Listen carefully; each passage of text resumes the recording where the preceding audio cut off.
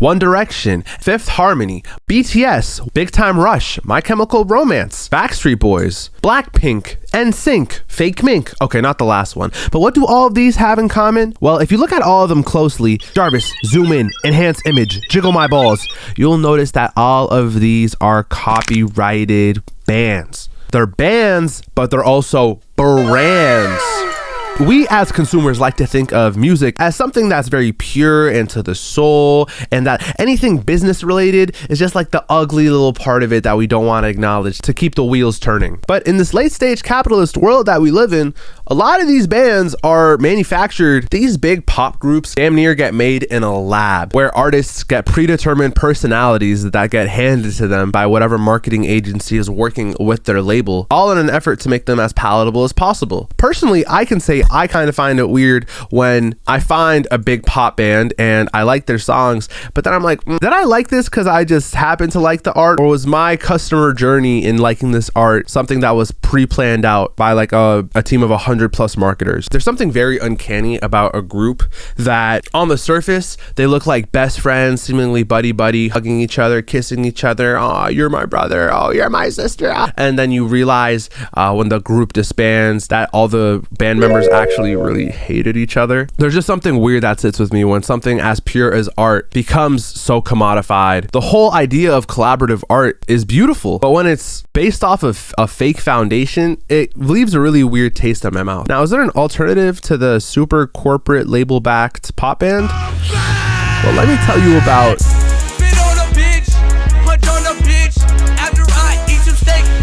Odd Future. Needs no introduction, but I'm gonna give them one anyways. They were a rap collective group band that originated from Los Angeles, California, and they are one of the most successful versions of a DIY group. What I mean by a DIY group is, if you think of all the prior bands that I mentioned, they are like propped up and polished and cleaned and manufactured to be super profitable, whereas an Odd Future was a grassroots coalition of people who then just so happened to blow up. The group at the time contained rising stars, some small names like Frank Ocean, Tyler the Creator, Earl Sweatshirt. Some might not even recognize them as a band. I would say that the term band has always been very malleable with its interpretation. What before it used to be, you had to have a drummer, bassist, guitarist, vocalist, and then like pop bands became just all vocalists. So it's all a social construct, guys. We are the ones who define what these labels mean. Now, Odd Future stuck out for a multitude of different reasons, and I, as a fan of Odd Future, wanted to take a look back on what they brought into culture that was missing prior. Hey, if you're liking this video so far, please consider subscribing. It really does help. Bitch. What? Gen Z's trying to what? Cancel Odd Future. Gen Z's trying to cancel Odd Future. Honey, that's cute.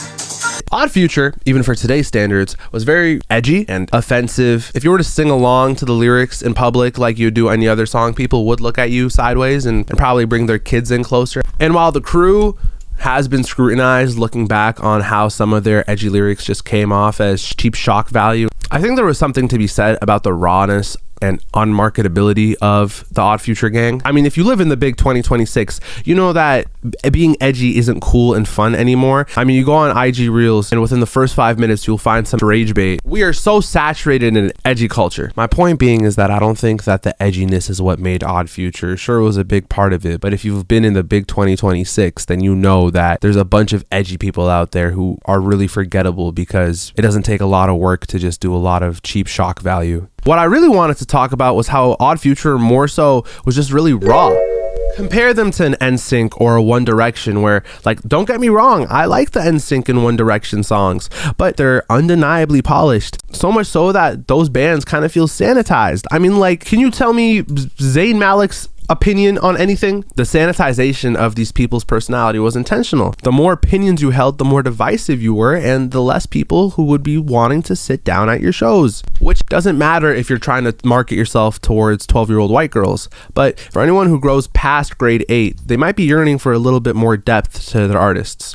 I'm not even trying to be a hater because it really does make sense. Think if you're a corporation, you got music execs, A&Rs, marketers, production people who are making the vinyls. You want to ensure that all these people are going to have a job by next week. You don't want to build an entire platform that can be destroyed based off of one person's Twitter rant. So if you were to look at the music scene at the time and try to like draw a map, every single label is trying to stay in this la la land of happy-go-lucky love songs, because anything else, anything that would be deemed a little bit offensive, could ruin the whole system. So they unintentionally left a whole other side of the music market untouched, which is why Odd Future was so easily able to take over. Odd Future also didn't start off with the intent of becoming a huge rap group.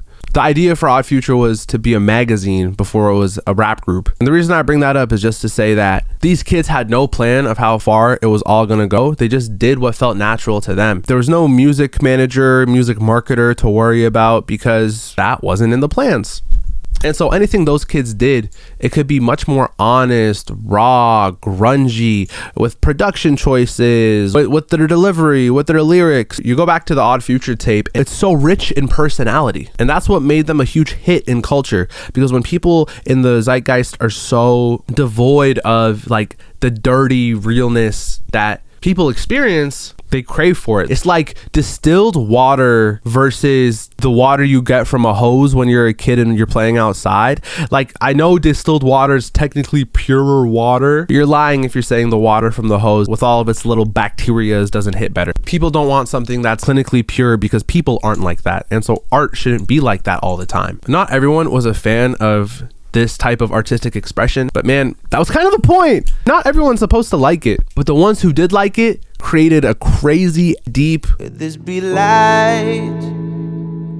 Does this mean everything? Community is what drives every single artist's career. Every single musician salivates at the idea that a group of people would appreciate their art as much as the musician appreciated their inspirations. Music communities can be anywhere from really wholesome and sweet to batshit insane. I think K-pop fans give ISIS a run for their money with how devoted their following is. In the current music climate, a lot of acts will try to fake it till they make it with their community, meaning they'll like set up a fan page that's run by either the artist or the artist's team to just continuously feed people more and more of that artist's content. Listen, for the people who were born maybe like 2005 and beyond watching this, what do you think of fan pages? Because for everyone born like when the internet first came around, we all know that a fan page is supposed to be made by the fans for fans. I mean, dude, when I was a kid, people could have lied to me, but there was like 3 separate girls that I knew who all swore they had like One Direction fan pages that all had 100,000 plus followers that they all also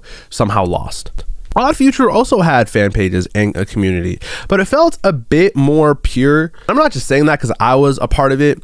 Let me explain. The inception of Odd Future was a response to pop culture. And so with Odd Future came a sense of counterculture and rebellion that each artist represented, but the Odd Future banner was also greater than the sum of its parts. People who were fans of Odd Future could also just be fans of what they stood for, which you can't really do that in a pop culture community because they're modern culture. The DIY-ness of Odd Future also inspired a lot of people to do their own thing. I'm going to touch upon that in a little bit later, but a big selling point of Odd Future wasn't that they were all these like larger than life stars. It was that they were all regular ass people who were doing regular ass things. I'm not saying that there was no parasocial behavior with Odd Future fans and the Odd Future members.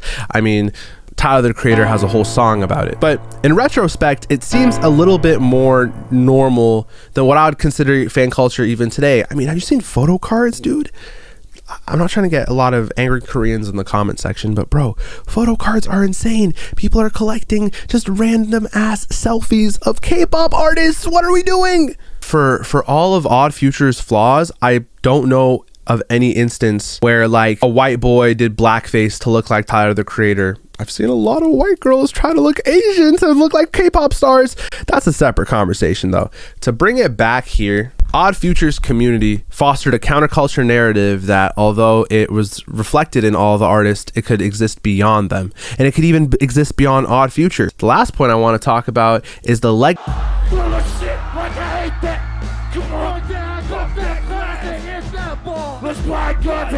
Now, there's the direct musical comparison to an Odd Future. The biggest one would be like a Brockhampton. A smaller, more recent one would be a Paris, Texas. But their legacy of doing it yourself was what I think one of the biggest catalysts for the monoculture breaking up. They were the first proof of traction that you could pursue something independently and pure, and you can not only exist, but you can thrive. This proof of traction led to a lot of people like me into pursuing a independent creative career in hopes of making something out of it. Every pop band had merch, every pop band had music, every pop band has fangirls and community. So why does Odd Future stick out like a sore thumb? It's because at the time where everything was streamlined through a corporation, the DIY nature of the music felt like a breath of fresh air, and it filled a lot of people with confidence that in this new modern world, you can do it without having to have that giant corporate label. I mean, hey, you can even look at me as part of Odd Future's legacy. I know I wouldn't have done it if I didn't see people who did it before and they succeeded. They definitely were one of the first to break out of the monoculture, which, by the way, if you want to know about the monoculture, I just released a YouTube video about it not too long ago. Yeah, that's my video about Odd Future. Let me know in the comments what you thought about the entire thing. Also, if you like what you're watching right now, please do subscribe. We're about to hit 200 subscribers, which is just crazy. I have a song dropping this week. I'll see you next week. Bye-bye.